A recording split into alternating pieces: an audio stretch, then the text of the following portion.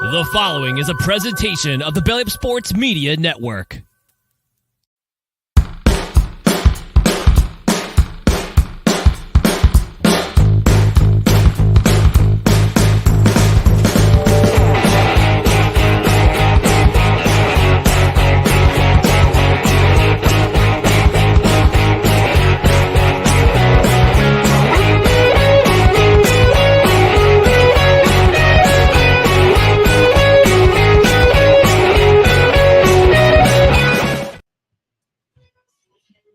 And good evening, everyone. Welcome to No Credentials Required, where you don't need a press pass to talk sports. We're proudly presented by the Belly Up Sports Media Network. My name is Ryan McCarthy. I'm one of your co-hosts.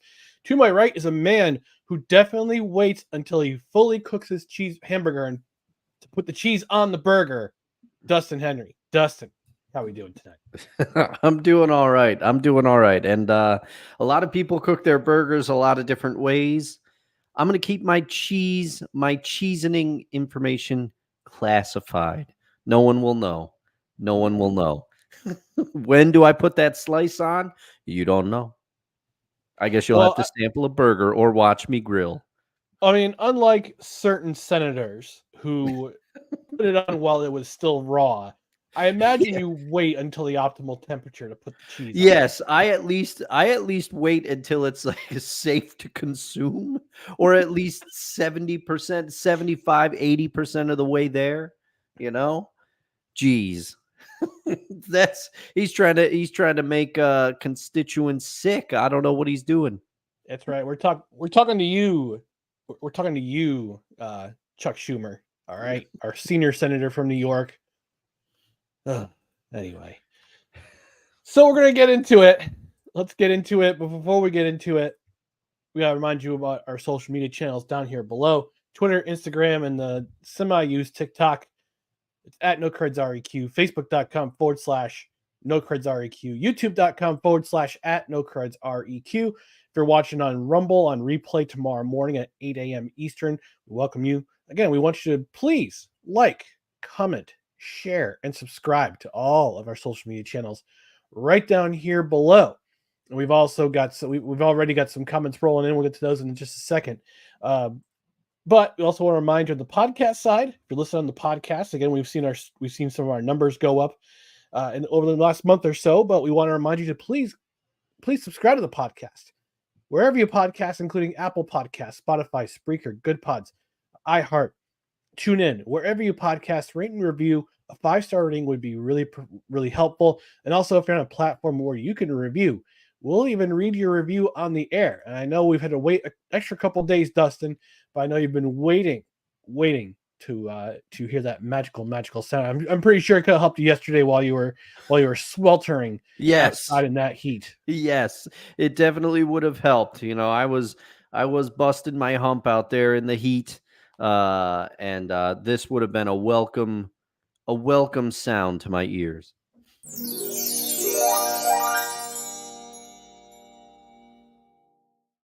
All right, let's check some out some of the comments already we got in here. Playmaker checking in says, "Good evening, fellas." He also says, "Not happy Dustin still surviving in hockey." Oh boy, oh boy. We're gonna talk about that in the second segment there, Playmaker. So you, Mr. Florida fan, you stand by for some spicy comments from Dustin. And Snowman checking in saying, "Sports ticket ball." All right. Snowman saying, he also says, "Go Oilers." Ooh. Hey, all right, Snowman. Hey. So you got at least one supporter. All right, we're gonna get to our opening segment, which is our summer movie series, No Ticket Required. Let's roll that sweet trailer.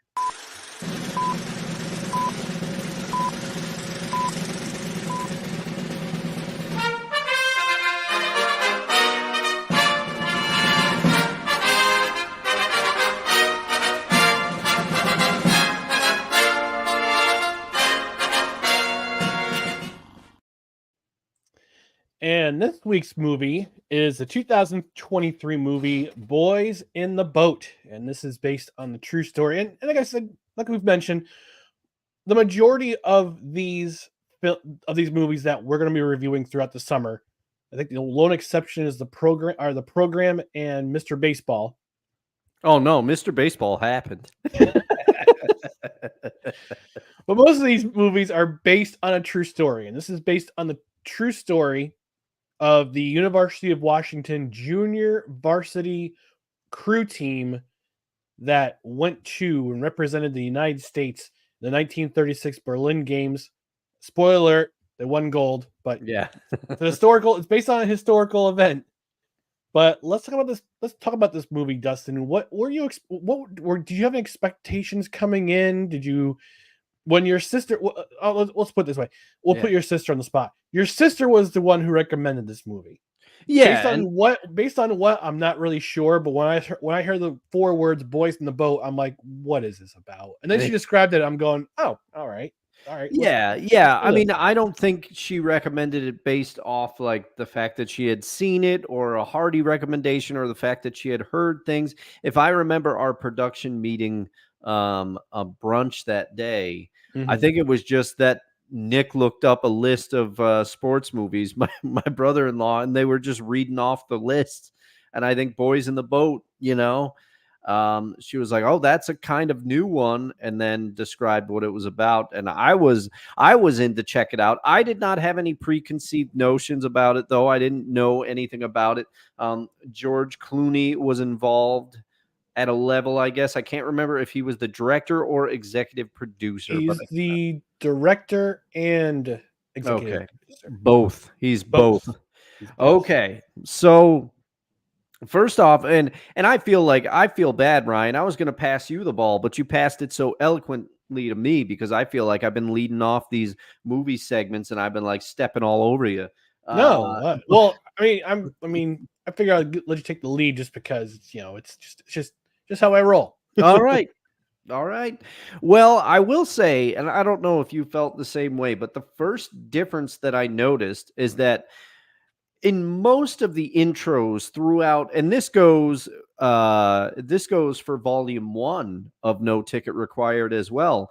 Most of the movies that we watch, they start fast, or they have a big sequence opener to bring you right in.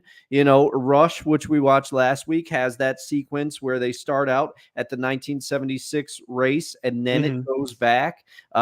Ford versus Ferrari started with Shelby's car catching on fire, then it goes back. There's a lot of the movies. Air started with a bunch of footage of Jordan dunking and that wonderful musical montage of things from the 80s, so a lot of these movies are getting you right in there quick. The opening of this movie was much slower, and at first I didn't realize, like, down to the musical choices and then the opening sequence with the credits or the introduction. And I just noticed the first thing I put in my notes is this movie opens much slower pace. It is a contrast to what we've been watching. Now, I did think that the way they flashed it back, once I realized what was going on, spoilers, the movie flashes back to 1936. It does not start there. I am not 100% sure what year it starts in, but it does flash back. It flashed seamlessly. And that's where the movie, I did enjoy the fact that it flashed back pretty seamlessly. And I was like, oh, okay, this is good. It opens similarly to a way that League of Their Own opens, but in my opinion, it is not as well done. League of Their Own flashback better. It took a second. I was like, what's going on here? And you see this little kid getting like pushed around by this motorboat on his mini crew boat. But that was the contrast that I noticed immediately. And then that theme kind of carried throughout the film. To me, it had a feel of an older movie, like maybe from the late 80s, early 90s. It had a little bit more of the feel in the way it was shot, in the way it was paced. But I will say this movie, it had enough to keep me. I wasn't on the edge of my seat, but I was engaged throughout the film. I didn't dislike. I didn't think it was slow. I thought it was I thought it was paced well for what it was for the most part. This movie is not like an action film. But I did enjoy the sequences. My only mild critique, I have two main critiques of the movie, and I have to couch it a little bit. I am a sucker for period pieces. So, or flashing back to older times, any of that type of stuff. So I may be in the bag slightly more than some other people would be for this movie. But I thought that the score was nicely done. It helped put you in the era where this took place. And I thought the crew coach, it followed some of the older tropes of like that insanely driven coach. It's what he thinks about, it's what consumes him, and he's got that mountain that he can't get over. We're going to spoil this mildly, so if you don't want spoilers, then you're going to have to pause us and watch the film and come back. Or if you have no interest in this movie at all, keep watching. Yeah. Yeah. So, but Cal is that mountain that he can't overcome, right? It's insinuated that he's never beaten Cal. It's insinuated that his job is on the line if he doesn't beat Cal or finish higher in the standings. And you can see in those brief scenes with his wife that he is stressed. He's at home. He's thinking about it. He's drinking a scotch on his porch, smoking a cigar until his wife distracts him. And he does, I will say, at least he follows her in there. If he did not follow her in there, I would have questioned him. I would have thrown my slide through the television. That's what I would have done. Yeah. You know who that? I was sorry to interrupt you here, but no. But I was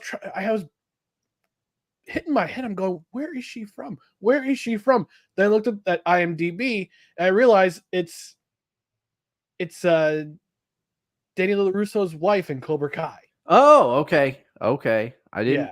Yeah. It's funny that feeling. Amanda LaRusso. When you see somebody that is familiar and you're going, oh, where is that? I had a similar situation with the lead guy, Joe.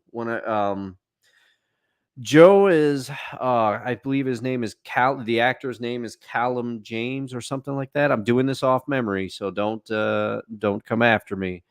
But Callum Turner, my apologies. He was in a movie I watched with Colin Farrell from a couple of years ago, but he was younger in that movie. But I remember seeing him because his face is like a face you remember. But I thought his performance was good. Most of these performances, and what I liked is that this team, for the most part, they liked each other from the beginning. For the most part, there wasn't that traditional like, oh, we've got to overcome this.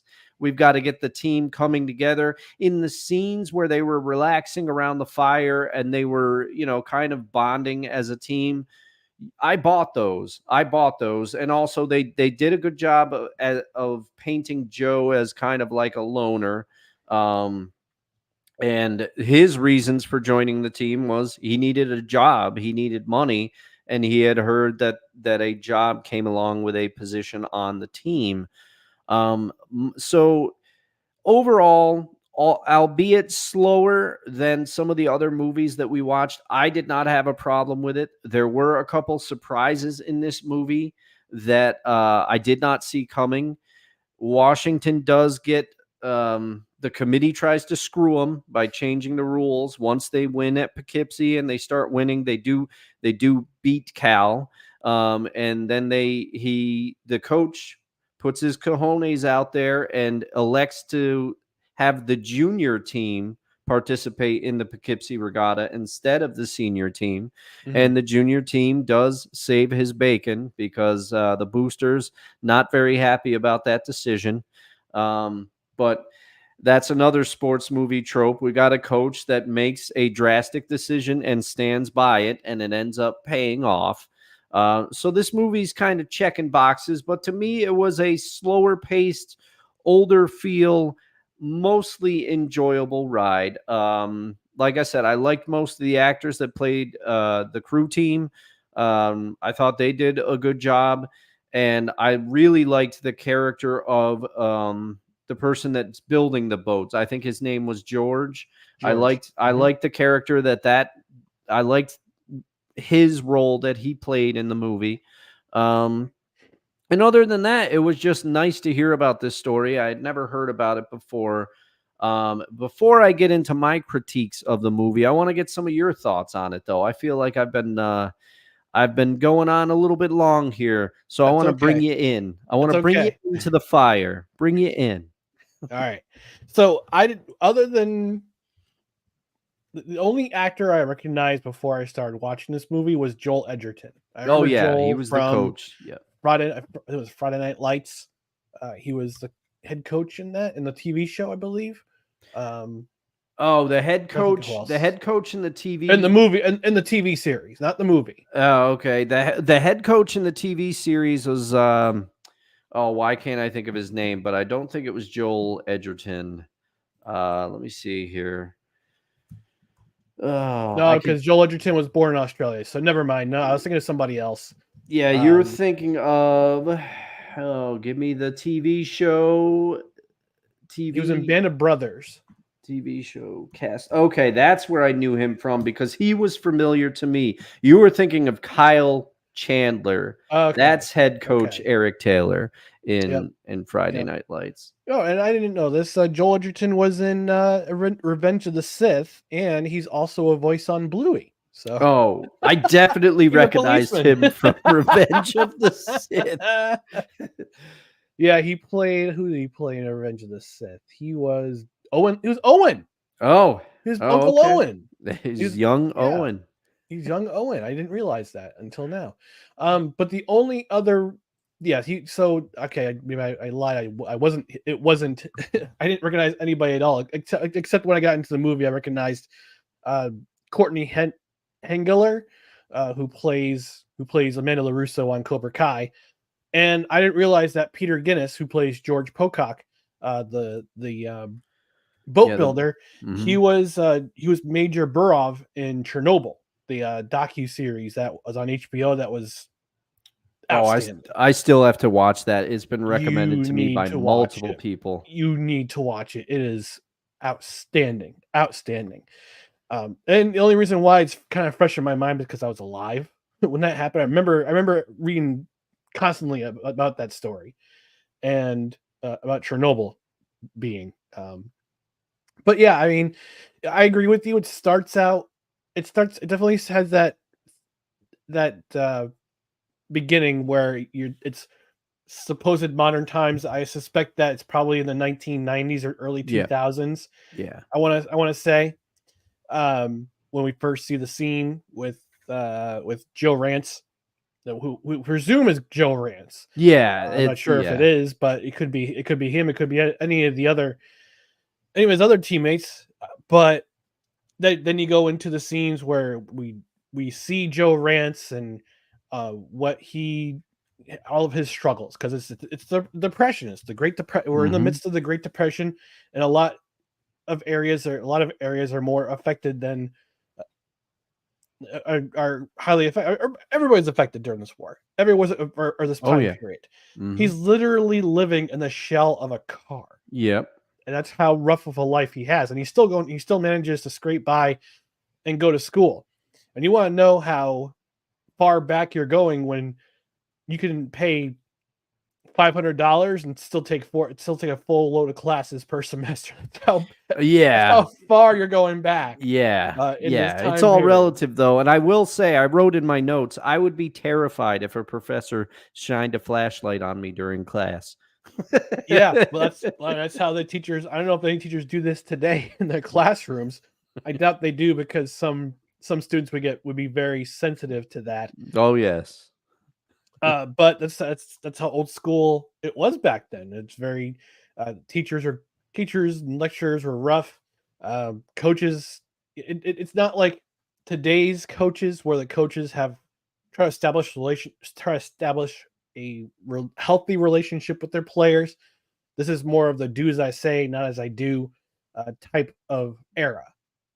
And the coaches aren't going to go easy on it because they want to win. They're like any coach today. Their job is performance based. What you do out in the field or out in the water or out in the ice, that matters as to whether or not you still have a job at the end of the year. Mm-hmm. So we get to see Joe. We get to see the story of his developing relationship with Joyce, his developing relationship with the coach, and with George. That was pretty. And the only reason why Joe gets into rowing or into crew, is because he needs a job. Yep. He needs money to stay in school, because he paid one half of his tuition before the semester began, and it's coming up on 2 weeks before he has to pay again, or else he's gone. He's gone. Yep. So that's the only reason. This the primary.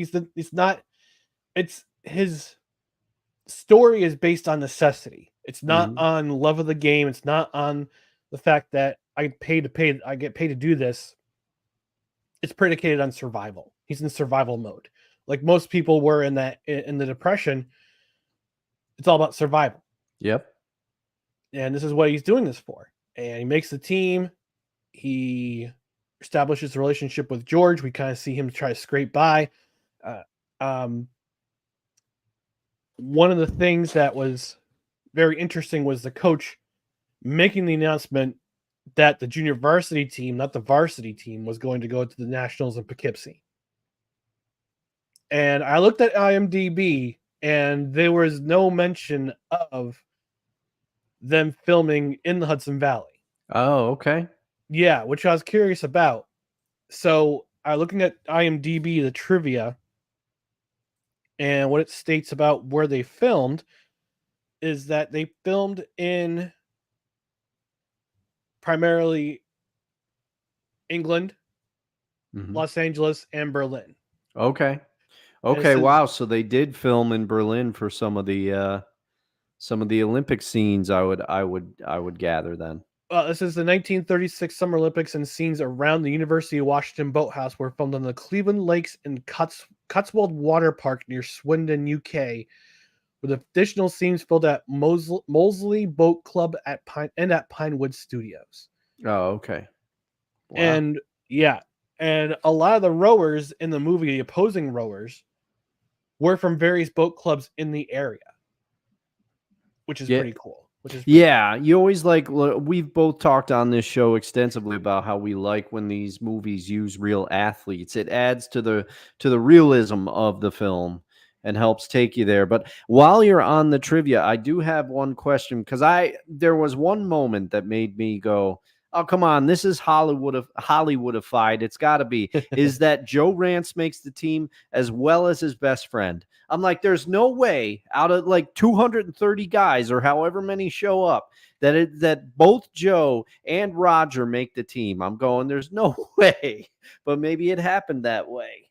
But I'm thinking that was a Hollywood touch. My Hollywood touch sense is tingling there. My spidey sense for that. So, yes. So these were the members of the 1936 United States 8th rowing team.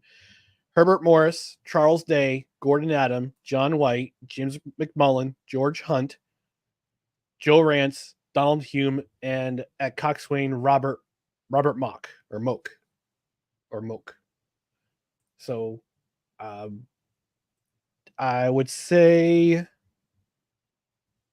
maybe was Disney-fied. I mean, a little bit of belt and creative liberty there. Maybe, or maybe one of the names was changed. We'll never know. Possible. It's possible.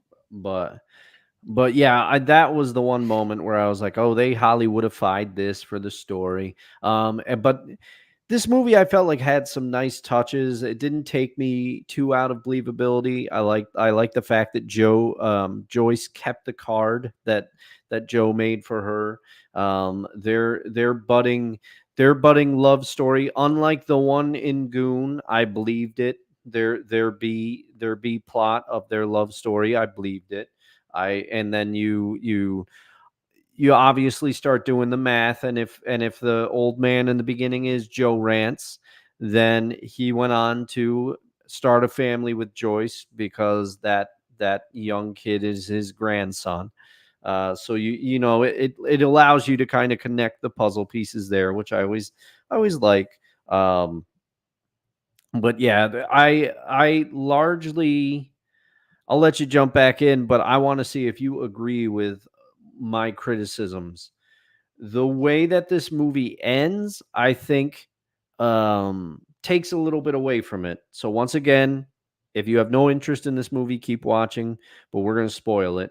They win gold in the Olympics, as Ryan already said, and then it flashes forward again, and you realize that that old man is Joe Rance, and he's there with his grandson, and his grandson says, "Oh, did you see that motorboat push me into the water or whatever?" And he's talking, and he goes, "Yeah, I saw that. We'll have to work on it, practice." He says something like that, and then he goes, the grandson goes to Joe Rance, or who I presume is Joe Rance in my head canon, and he says, "Oh, did you like rowing 8 or crewing 8, whatever he says?" And he just looks up and he goes, 8, and he goes, "We were 1." And I was like, I could have the done without cheesiest that one. cheese. Of course, And the also, cheesy. you don't need it. All we needed, if I may play director for a moment here, if I may, all we needed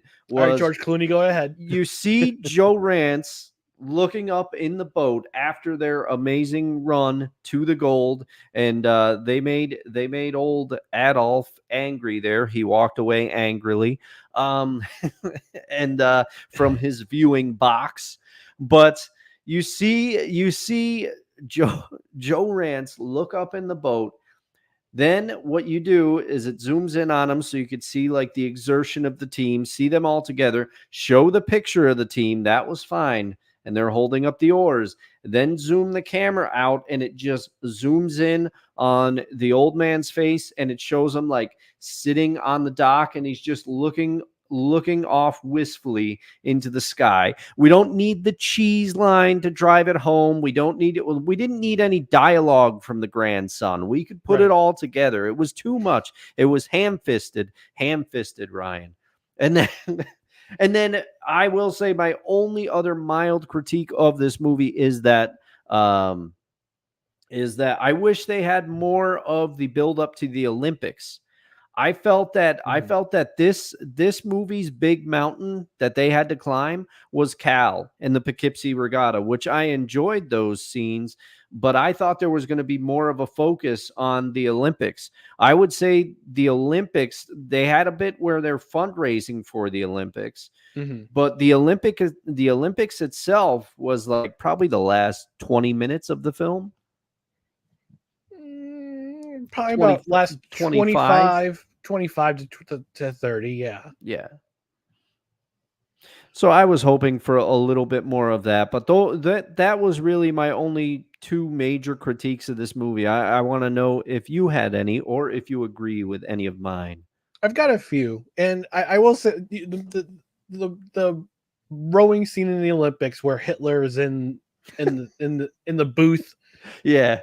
Putting his fist, Deutschland! Deutschland! It's been done. Here's the thing about that. Like with Hitler in the movies, when they have a sports scene and he's seen walking off because Germany lost, that's I don't know if that ever happened. Obviously, we can't talk to Adolf Hitler and say, "Hey, did you leave the booth after Germany lost?" Yeah. You know, shoot yourself in the back of the head and take cyanide pills and shoot yourself in the back of the head and light yourself on fire. Well, it ain't gonna be much to you to hurt you. But here's the thing. Here's another thing. I mean, I just random thought before we came on the air. How much would it suck if you're an actor and you're going for a role? Oh yeah, I thought the same thing. And your agent says to you, "I got you a role in the next George Clooney movie. Great. Who am I playing? You're playing Adolf Hitler." Yeah. That's you gotta dye your hair and grow a mustache. Yep. Oh. And you have to grow the mustache that MJ tried to bring back. It's not gonna happen. Couldn't happen. That's the one thing that Michael Jordan couldn't do that was cool. Yeah. Bring back the Hitler stash. Jesus. But I will say, if you want to see a performance that, from what I understand, is accurate, if you have not seen Downfall, go watch Downfall. The gentleman that plays Hitler in that movie does a great job, and I don't think it's overdone. And you may recognize one of the scenes from the movie. People used to memeify it. There's a scene where Hitler's in his bunker with his whole inner circle, and he's yelling at them. He's letting them have it, and people put all sorts of fake subtitles under it. It's hilarious. Like, it's one of those things, like you're saying, the closing credits of Predator really go with anything. This is one of those things. When people subtitle the stuff in Downfall, it works perfectly. So you may be familiar with that scene, but I would recommend that film to anyone who's interested in the subject. Go watch it, because that performance was great. You got to read. It's a foreign film, but it was a good one. Yeah, I mean, I thought it was going to be kind of this movie was going to be kind of akin to Chariots of Fire, which we reviewed last year. But the central, it's the one central character is a guy who you kind of see his struggle. You see his struggle because of the era he's in. He's trying to find work. He's trying to stay in school. He meets his, I guess you could say, derelict father. Yes, I would kind of messes with his head, which I kind of had a problem with, because again, you're talking about taking creative liberties with a true story. Yeah, like I said, I don't know if that happened or not. There is the book. This is actually based on the book that told the story of this event. So if I have to, I'll go back and read the book and see if it actually happened. But it's this was not my favorite movie. It wasn't King Richard, which took 20 minutes longer than it should have. Yes, I'm gonna hold a grudge for that against that movie forever and ever until the end. I'm okay with it. It makes great content. Yeah. But the story did go a bit slow at times. I mean, the montage, the training montages could have been a little bit shorter. I understand that you go for crew or for rowing. There's a lot of you have to build up a heavy cardio endurance, and actually in the IMDb trivia, it mentioned that all of the actors who were playing the parts of these men had no rowing experience at all. Oh, wow. Okay. And they were given a physical and a trainer to prepare for the physicality of rowing. They trained every day for months, rowing for 4 hours a day, every day, and then an hour after filming. And here's the kicker. George Clooney deliberately shot the film in order to, quote, "So by the time we got to the race in Germany, our kids could stay in the game," unquote. The actor's goal was to get to 46 strokes per minute while working on the film, which they achieved, matching the strokes per minute of the original crew in the Olympics. Man, that's commitment to he may have ham-fisted the ending, but I got to give him that. He was going for authenticity there. Yeah, and it's funny. I used to joke with a friend of mine. I said, "Rowing's not a sport." She did crew. Yeah. So is a sport. I said, "No, it's not. It's a mode of transportation. Modes of transportation doesn't count as sports." But after watching this movie and seeing the dedication that these men had to go through and all the pain, all the endurance that they had to go through, I get it now. I get it. I understand. I would have told you, based on my growing up around canoe racing. I know it's different than crew, but I've grown up around canoe racing all my life. I've seen what my dad did, especially when he was a bit younger, to go through those races. If you can do 120 miles in a canoe race in one shot, you're an athlete. That's my dad. So I would have told you, it's definitely crew. Crew is a thing. Amanda used to do crew, and I remember she came and to help me put together my rower, and then she got on it and started rowing, and you could tell the form was still there. You know, it's crazy. I would not be able to do it. I can manage maybe like a half hour, 45 minutes rowing at a steady pace until and Mhm. that's on the water rower from House of Cards. I'm not out on the water, so So out of the 3 movies that we've watched so far, being Goon, uh, Rush, and The Boys in the Boat, what's your order right now for favorite to least favorite? Well, I agree with you. I agree with you, Ryan, that this movie is not going to be at the top when this is all said and done. I probably went for it a little bit more than you did from the sounds of it, but I also agree with some of the sequences were just too long. The Mhm. fundraising sequence that went on a little long for me. But there was a couple twists that I liked. The Cal coach donating money. I thought Yeah. that was pretty cool. I didn't see Mhm. that coming. And another critique as it comes to my mind, I just got to get it in because I have to see if you notice the same thing. They kept doing these shots to the rings that were holding the oars, and Mhm. they kept shooting those, and they kept showing them like vibrating, and I'm like, okay, it's gonna break. It's gonna break. Yeah, That's a that's movie yeah. rule. Like it zoomed in. I'm like, when's it gonna break? When's Mhm. it gonna happen? And it didn't. I'm like, why are you shooting that? But this movie falls slightly ahead of Goon for me. While I did laugh more at Goon, um, there were just a couple things that I didn't buy as much in that film. Like I said, the whole B plot of the love story and stuff. And I did love parts of Goon, like the chess match that Ray was playing during that movie. I thought all those sequences were well done. It was nice to see George LaRock in there. I give this a slight number 2 over Goon. Goon is at number 3 for me. This is slightly above it at number 2, and Rush is far and away my number 1 movie so far as we hit the reviews in stride here. Well, my order is going to be a little bit different than yours. I had a feeling. Rush is still at the top, Mm-hmm. followed by Goon, Mm-hmm. followed by Boys in the Boat. Only because a lot of the sequencing was it was a little bit slow, Yeah. um, and just some of the lines felt kind of clunky, Yeah. like the end of the movie. We wrote as one. Yeah, yeah. That I was like, you just screwed up the ending there.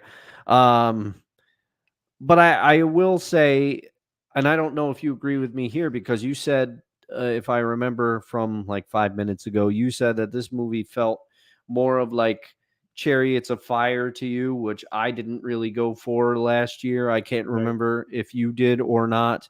But I remember thinking the part that I wrote in my notes have how this felt like an 80s or 90s movie is Mm. because I was thinking of Hoosiers. I was like, Oh, the gotcha. pacing in this is like Hoosiers, because I Mm. didn't really go for Hoosiers as much either. I didn't dislike it, but I just people revere that movie, and I'm just like, I didn't see it.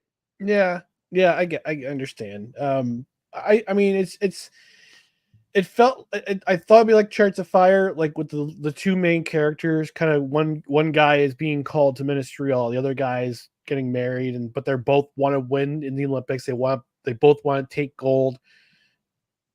And this one, you just kind of like, the winning team from the collegiate regatta is going to represent the United States in the Olympics. Yeah. And that was back in an era that the amateurs represented in the Olympics. Mm-hmm. The one thing I did like about it was the fact that they kind of referenced it back to Jesse Owens, Yes. and his dominance.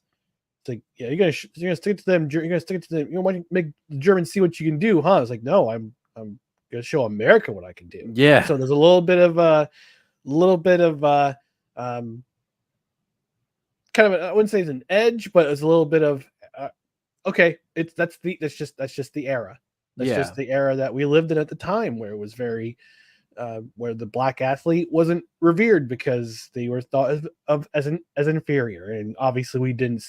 That's not true at all. And Yeah. especially when with Jesse Owens doing what he did in one of the worst places on earth at the time, that Yes. presented themselves as the best place on earth at the time. Mm-hmm. But no, it's my ranking. My ranking right now, it's Rush, Goon, Boys in the Boat, but only only slightly. Only Yeah. slightly. Yeah. I think we're kind of in the same ballpark because I have Boys in the Boat above Goon, but only slightly. So I think Mhm. we're kind of on the same wavelength so far to start this here. The one more thing I also want to mention that I didn't like the classicism, like the clash of the classes. I mean, I understand it's for dramatic effect. You get these, Yeah. you get the guys from University of Washington, very, rough around the edges, Mm-hmm.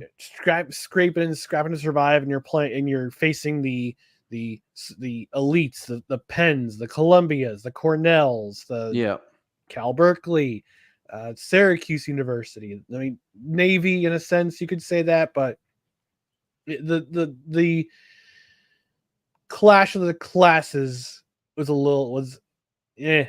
off-putting. Sometimes, and that's why I will say I haven't seen a ton of his movies, but usually when George Clooney is a director, unlike Ron Howard, I don't go in as much for George Clooney because they're always, you described it perfectly. Some things are always a little clunky, in my opinion, with his movies. As his touch as a director.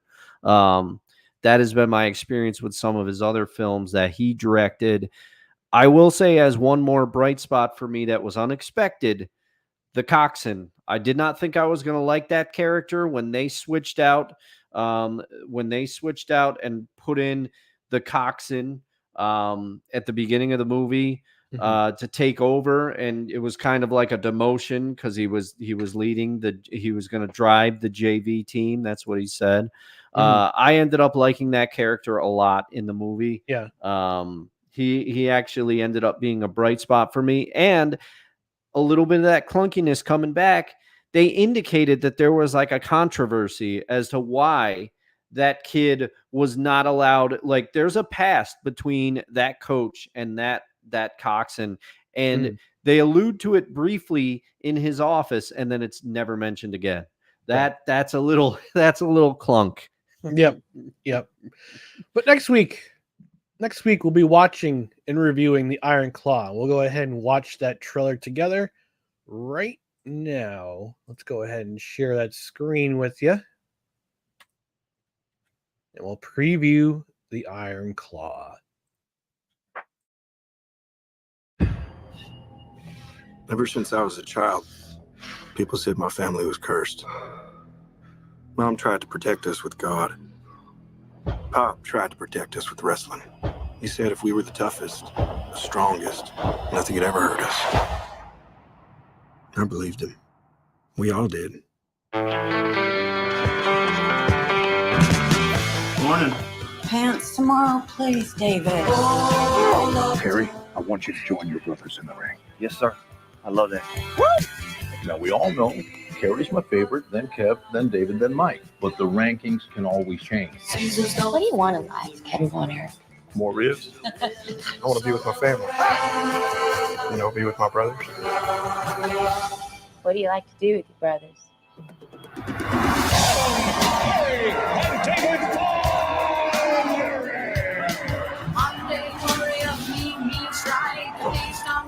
Together, we can do anything. We're here to restore justice to the Wrestling Federation that our father built with his own two hands. The hands that were passed down to us. The hands that will deliver the Iron Claw to you. So what do you think? Like we're alive. I love your family, Kevin. Are we uncle? Yes, sir. Oh, man, that makes me so happy. I talk to you about something, Mom. Dad's too tough on us. You gotta say something. Baby, that's what your brothers are for. Feel that? You feel that? That's pressure. You need to push it too hard. I'm fine, kid. Seriously, I'm just sick. I'm scared, man. It all out of control. Terrible accident. I should have stopped him. I need to think about my family. Your job is to wrestle. Live up to that deal, or we are through. I told you to look out for him! I just love being out there with you guys. It's the only thing that matters to me. The Bonner will forever be the greatest family in the history of wrestling.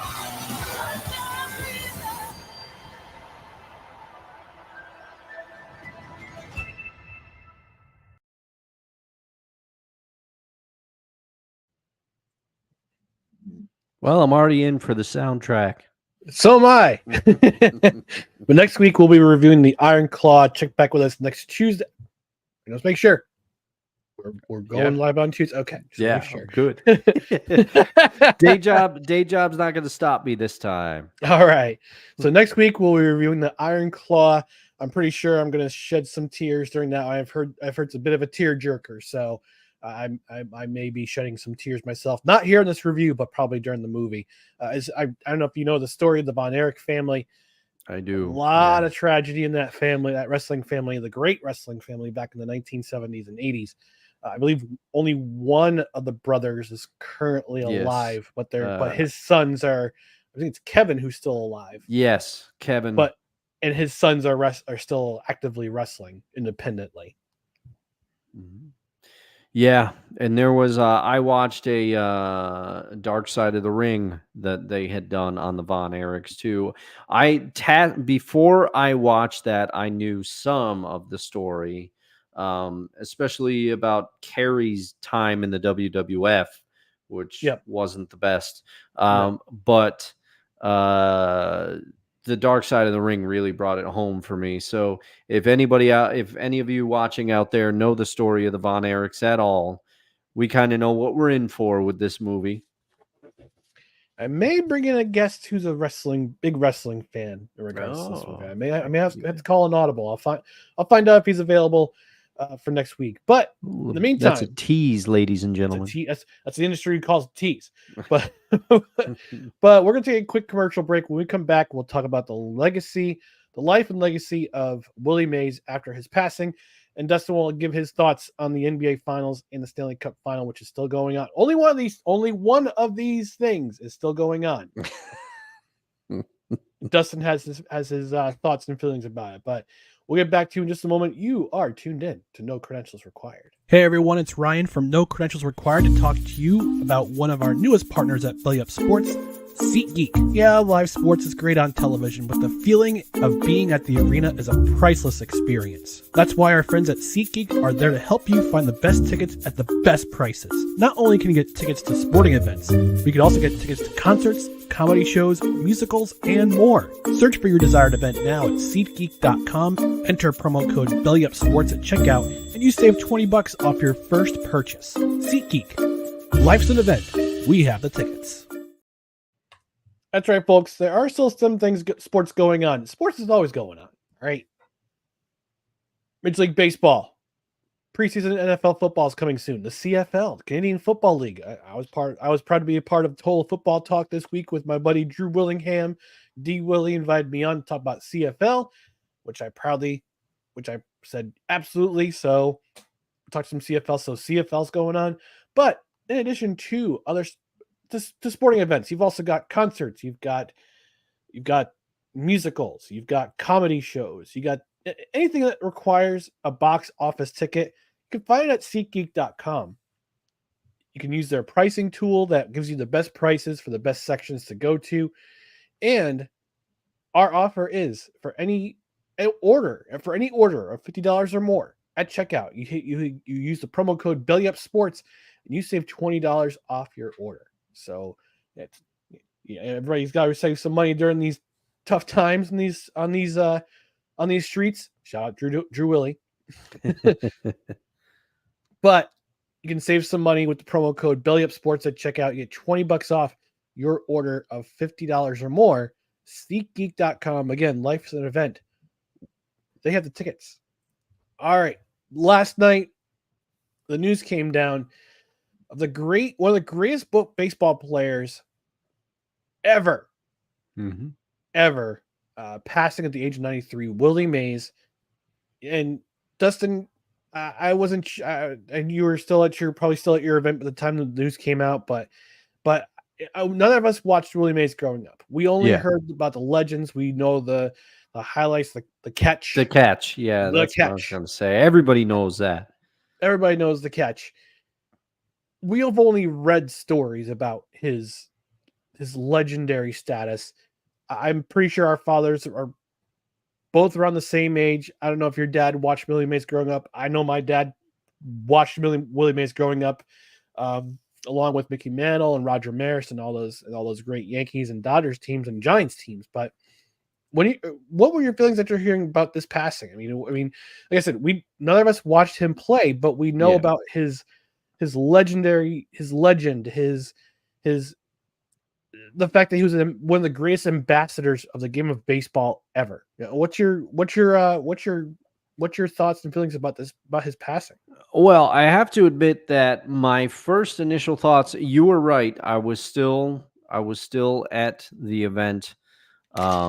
And I got home, and then I was very tired after getting home. I sat down to watch a little TV and ended up falling asleep, and then sauntering to bed at 3 a.m. after waking up on the couch. So I hate falling asleep on the couch, and you leave the lights on and everything's on, then you get up.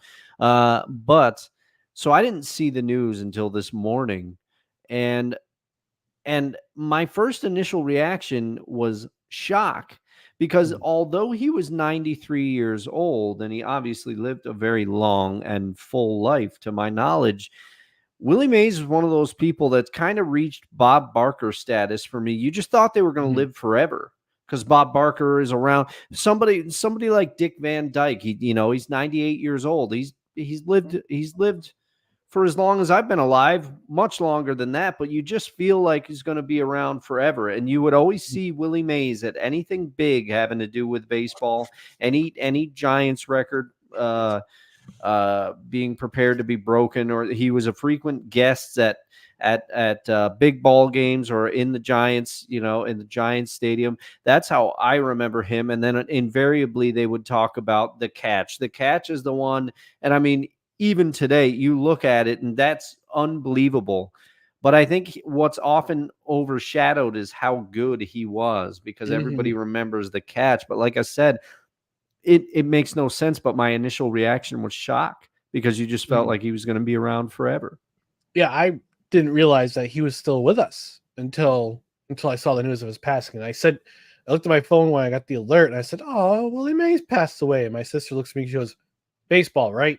Yeah. Baseball. But yeah, I want to look up some of the stats, some of the incredible stats that he had during his playing career. And here's the tricky thing. The trippy thing about Willie Mays is that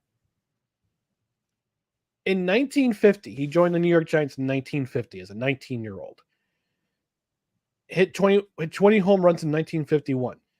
In 1960, he only played 30. I think they said 36 games in 1952 because he was called into service for the Korean War, and he didn't play in the 1953 season. So it's a season and a half that he missed, and he still produced the numbers that he produced. Over 600 home runs, I think 660 home runs. I think it's 4th or 5th in the all-time list. Over 3,000 hits. And here's some more crazy stats, all right? He's only one of 30 players to hit at least 50 home runs in a season. And he's one of only 86 players to rack up 20 triples in a season.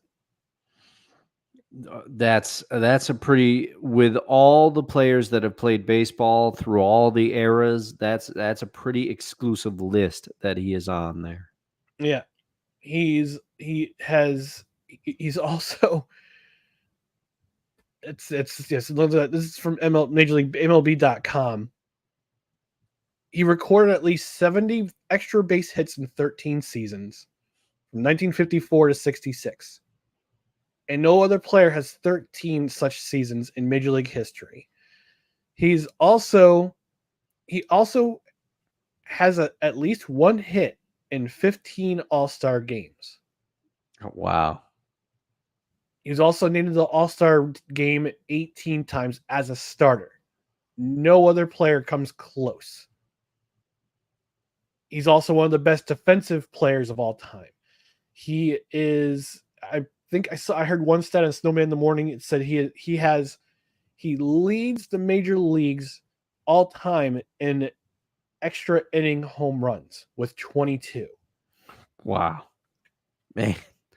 He's lighting up the stat sheet. Yeah. Yeah. He's only one of 33 members of the 300. This is crazy. He's the only player in Major League history with at least 3,000 hits, 300 average, 300 home runs, and 300 stolen bases. I was going to ask what his career average was. He's 301. Wow. 301 career average, 3,283 hits, 660 home runs, and 338 stolen bases. That's ridiculous. Man. But wait, there's more. Yeah, I have no doubt. Willie Mays, throughout his career, claimed 4 home run titles, 4 stolen base titles, 1 batting title. Also led the National League 5 times in OPS and slugging percentage, 3 times in triples, twice each in runs, extra base hits, and on-base percentage, and 1 time apiece in hits and walks. He's also the founder of the 50-20 club, 50 home runs, 20 steals, stolen bases in a season. He's also one of only 4 players to record at least 20 doubles, triples, home runs, and stolen bases in the same season. Man. Oh, wow. Wow. And this is the type of player that transcends eras. You know, people like to compare eras and say, well, back then so-and-so didn't have to play anybody. Their competition was less. There's all this babbling, right? That's what people like to do on the sports airwaves. Willie Mays could have played anywhere at any time, and he could have held up against anyone. I'll say that right now. He's also the major league leader all time in triples with 140. Only 2 members have toppled 100 triples: Babe Ruth and Jimmy Fox. Man, Babe Ruth, known for his speed on the base paths. Yeah, apparently. This is just the incredible player that he was. It's funny. I was listening to not listening to. I was reading. I read a tweet from this afternoon about Willie Mays during 2010 during Game 1 of the 2010 World Series. He was being interviewed by Fox Sports, and a reporter asked him, "Oh, what do you think you could hit today?" Willie Mays says, "I could probably hit 280." The reporter says, 280? And Willie Mays says, "Well, I'm 78 years old." So even at 78 years old, he reckons he could probably hit 280 now, but that sense of humor is like, it's kind of like when Michael Jordan was asked about if you put together was the 2016, it was the 97 Bulls against the 2015 or 2016 Warriors or some other, I can't remember which other team they're compared to. Yeah, it was the Warriors, I think. Yeah. He was asked that question. He's like, would your team beat them today?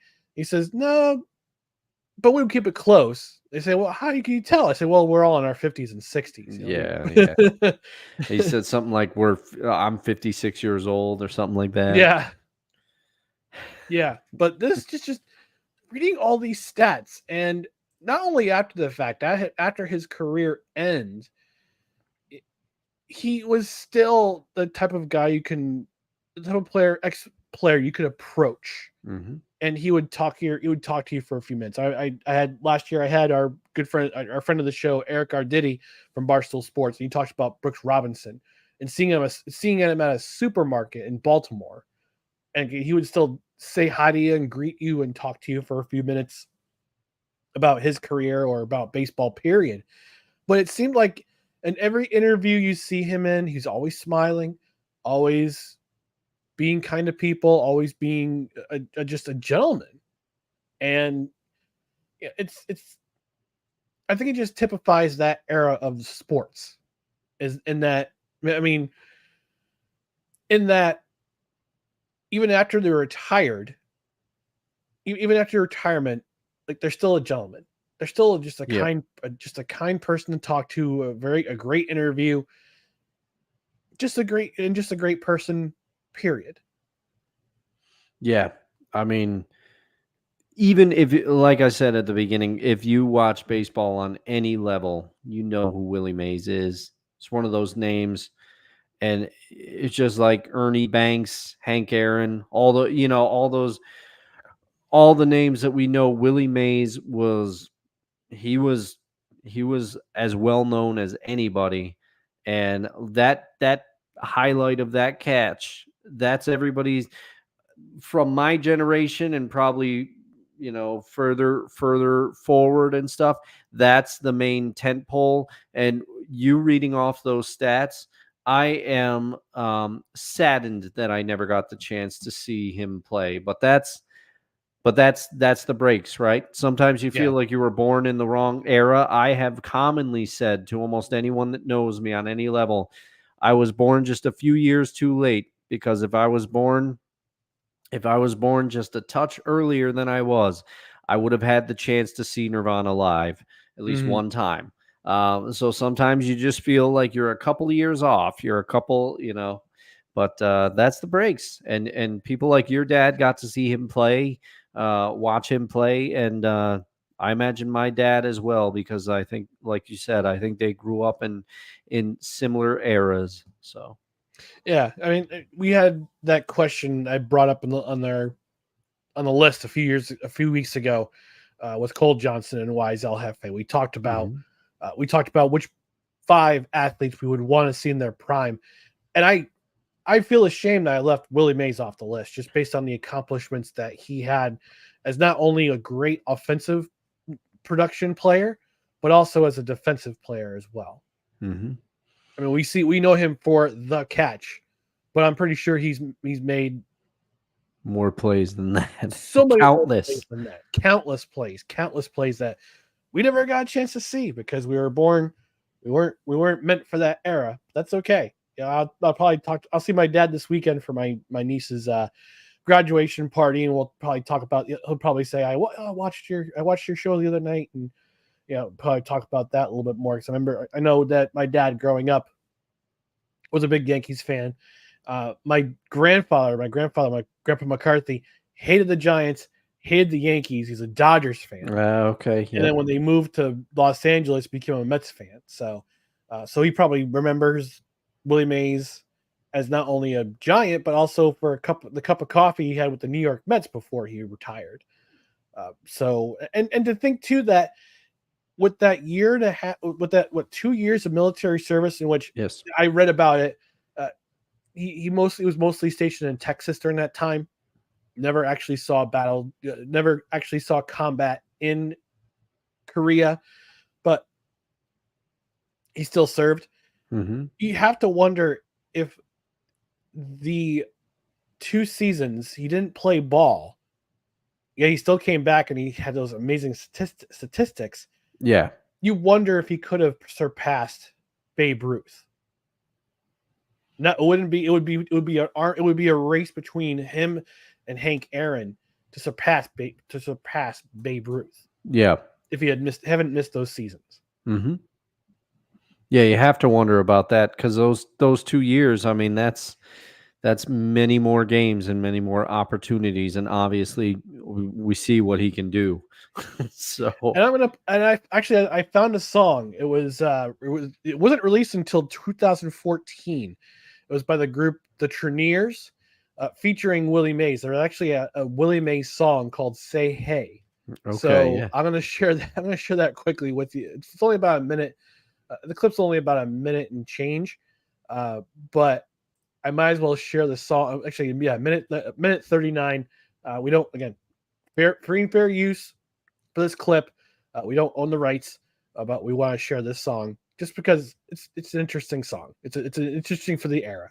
Say Willie, say hey, say who? Swinging at the plate, say hey, say who? Say Willie, that giant hit is great.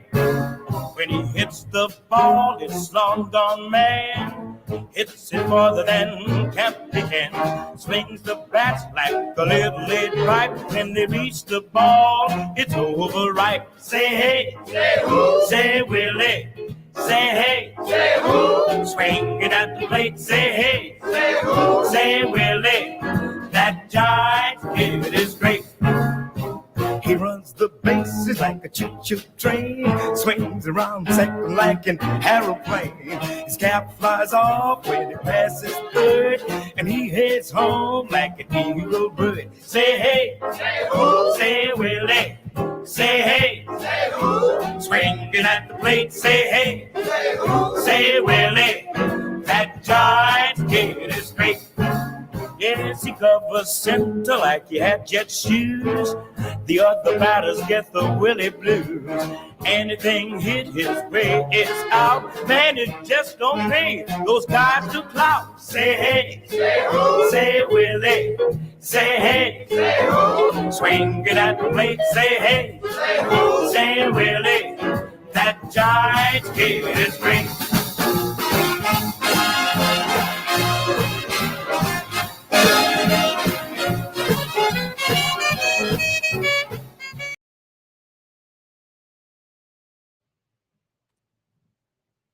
So there he is, Willie Mays. Even in the video associated with that song, you could see the caliber of his arm and just everything. He was moving on those base paths. Yeah, and to think he hit those home runs. I mean, from a couple of those clips, they play at the Polo Grounds.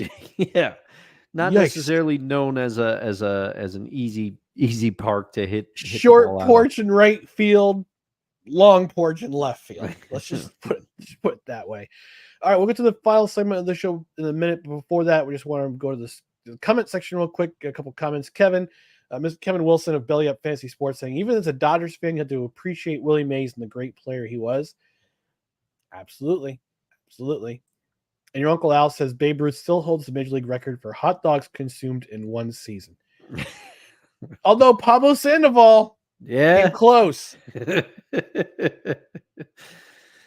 And I think CC Sabathia would have the record for most bowls of Captain Crunch consumed. I still laugh about that one season when he came back noticeably slimmer, and they're like, hey, CC, what'd you do to slim down? He goes, I stopped eating Captain Crunch. How much Captain Crunch were you eating, Captain CC? Crunch were you eating? Oh, my gosh. All right, our final segment of the night. Dustin's got some thoughts about his Mavericks and his Oilers. So I'll hand the ship over to you. Whichever one you want to talk about first. I'm pretty sure which one I think you're going to talk about first, but you play wild card. I'll lead off in Dallas because,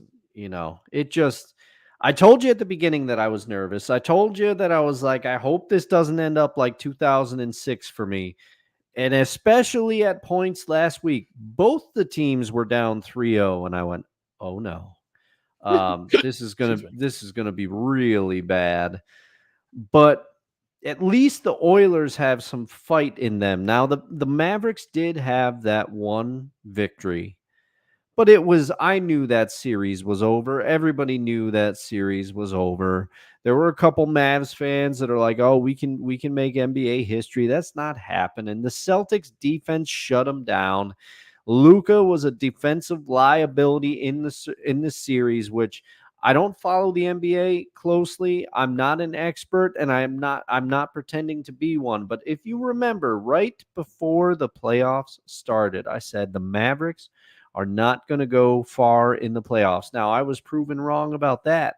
But do you remember the reason why I said they weren't going to go far in the playoffs? I'll tell you why. Is because I said I saw Luka Doncic attempt to play defense on Jokic, and it was horrible. I said it was abhorrent. I said if he continues to play defense like this, the Mavs aren't going anywhere. Now they overcame it. They got lucky. I think Minnesota dispensing the Nuggets did a big service for the Mavericks. I don't think they would have gotten past if they had to play the Nuggets. I don't think that would have worked out for them. They came back in most of the series, but I knew they weren't. Once the series started the way it did, when they got blown out that first game, I said, this is going to be a tough road. If they can take one in Boston, we have a chance. And they had a chance to take the one in Boston. They were better, but it never seemed like the Celtics were rattled in this series. The Celtics were the more tested team. Luka was he was injured, so we'll see what kind of impact that had. I think the Celtics still would have won this series. The Mavs defense just wasn't there. The Celtics defense was there. They figured out ways to stymie the Mavs.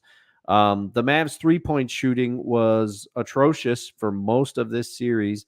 So you add those things up with Luka's defensive liability, and you're not going to have a positive result. Now, I hope that Luka is able to use this as an opportunity to get better. I think it's going to be a tough road for the Mavericks to get back. Congratulations to the Celtics. I kind of knew it was coming, and it's ironic because I had less hope for the Oilers than I did the Mavericks. I was more nervous about the Oilers heading into the series. I was really swept up in how well Kyrie was playing and how well that Kyrie and Luka were complementing each other, and some of the Mavericks pieces like Derek Lively were doing, and PJ Washington. But that trend quickly reversed itself because now we'll switch over to my Edmonton Oilers. Now, they also had a lopsided victory after the Mavericks had their lopsided victory. And I was disgusted. I was over at my friend Kenny's house. I was watching Game 3. And the Oilers were down for most of the game. They were down 4-1. The Panthers scored first, and then the Oilers scored to tie it up. And then the Panthers just took it over from there. And I'm saying the Oilers are going to get swept. I'm sitting there. I'm drinking beer, having a good time, enjoying the company. But I was also, they said, what if they extend this? Are you free to watch some of the other games? I said, they're not extending this. This is over. Mm-hmm. And then the Oilers had that lopsided victory. And I said to myself, well, that's a moral victory. At least they didn't get swept. But they're not going to survive another game. And I saw a quote from Chris Knobloch on Instagram. Hey, Nobby! I follow the Oilers on Instagram. And he said, there isn't a finer group of gentlemen that I am prepared to do this with. And that was in response to, do you think you can come back from being down 3-0 in the Stanley Cup? Well, now it's 3-2. So I don't want to start throwing out hope too much, but if they win Friday's game, anything can happen in a Game 7. So I'm just hoping, because I originally said Oilers in 7. I knew the Panthers. I knew the Oilers. Obviously, I'm much more well acquainted with the Oilers, but again, I'm not an expert on the NHL. But I felt like the Oilers had more holes as a team, but they had the best player in hockey. So I was hoping that that's enough to equalize it out.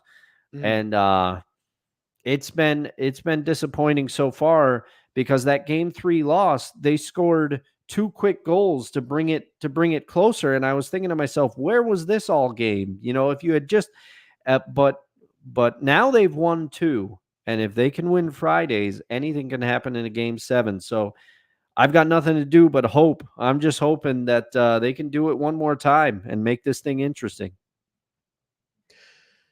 Yeah, I remember Connor McDavid's press conference after Game 4, when he says, "We're going to drag him back. We're going to drag him back to Alberta. We're going to drag them back to Alberta." Them being the Florida Panthers, and I was keeping an eye on the score line. I don't have the 4-letter network, so I can't watch. But I listen to the game, and it was kind of shocking to see what the Oilers were doing. And I wouldn't say that the Panthers are falling apart. Maybe I'll say that after Game 6, if the Oilers win Game 6. That and hey, don't forget, Dustin, your Oilers came back in 2006 after a 3-1 deficit. They did. They won the next 2 games. It went to a Game 7, which is unfortunate. They lost in Game 7, but yeah. This is a team that historically has come back, and we haven't seen a team since 1942. That's a long time. Yeah. That's about 81 years. Yeah, 82 Yeah. years. Yeah.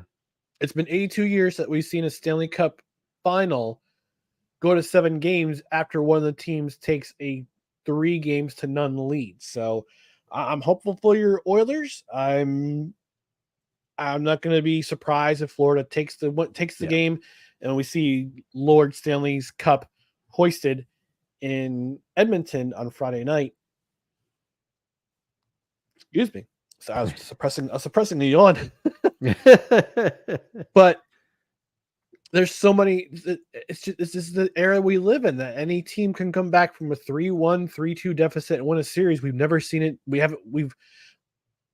There has been instances in hockey that have happened before. I think it was 2013. 2013 or 2014 when the Philadelphia Flyers came back from a 3-0 deficit in the Eastern Conference semifinal against Boston. They were down 3-0, and they wound up winning that series 4-3. And playmaker saying, "Don't choke this away, Florida." So he's from Florida, so he's very pro Panthers right now. So yeah. But hey, this is hockey. This is hockey. And I did find a clip. I'll send the tweet. In Sportsnet in Canada, which is there in the Stanley Cup final, they put together a montage before Game 5 to Evanescence's "Bring Me to Life," and I was like, I want to run through a brick wall right now. After seeing that montage and hearing that song, it usually does. I mean, 21 years that song has been out. Was released 21 years ago. It still hits. Yeah, that's crazy. I mean, Amy Lee, she's got some pipes on her for sure. She does have some pipes on her. That's for sure. You're absolutely correct. All right, we're gonna get out of here. But before we do that, I just want to remind you about our social media channels right here below: Twitter, Instagram, and the scarcely used TikTok. It's at NoCredsREQ. YouTube.com. Facebook.com/NoCredsREQ. YouTube.com/@NoCredsREQ. If you're watching on Rumble on the replay tomorrow morning at 8, thank you so much. Oh, I forgot to mention one more thing. So the interview I was supposed to have with Esa Tikkanen fell through today, but I'm going to be doing it tomorrow morning. There's a misunderstanding with time, so we managed to work it out, and I'll be recording that interview tomorrow. It'll be about a 15-minute interview. It'll be a YouTube exclusive, so go to our YouTube channel, which is, again, youtube.com/@NoCredsREQ. Hit that notification bell so you know when the interview goes up. I'm looking forward to interviewing that gentleman, talking about the 90. Well, I had to put my hatred for the New York Rangers aside for just 15 minutes so I can talk to this man about the 1994 Stanley Cup final. And also, he's putting up an auction. He's got a few items, a few memorabilia items that are from his personal collection that are going up, and we'll find out why he's putting those items up. You have to find that interview tomorrow. It'll be published sometime in the either the late morning or early afternoon. So don't miss out. YouTube.com/@NoCredsREQ. So hit the notification bell. You'll know when it's up. On the podcast side, subscribe to the podcast. Wherever you find podcasts, Apple Podcasts, Spotify, well, you know the deal. Anywhere you listen to podcasts, subscribe to the podcast, rate and review. A 5-star rating would be very, very helpful. And if you're on a platform where you can review the podcast, we might even read it on the air. So thank you for tuning in to No Credentials Required, where you don't need a press pass to talk sports. We are proudly presented by the Belly Up Media Network. We'll be back on Saturday morning to catch up on this week in sports ball. And hopefully by then there will be a Game 7 of the Stanley Cup final. But we'll have to wait to see. We'll have to wait and see Friday night for that to happen. But we'll also catch up on the week in sports, other news in the sports world on Saturday morning at 10:05 a.m. Eastern. For Dustin Henry, I'm Ryan McCarthy. We'll talk to you on Saturday morning for the Saturday morning brunch on No Credentials Required. Good night, everybody.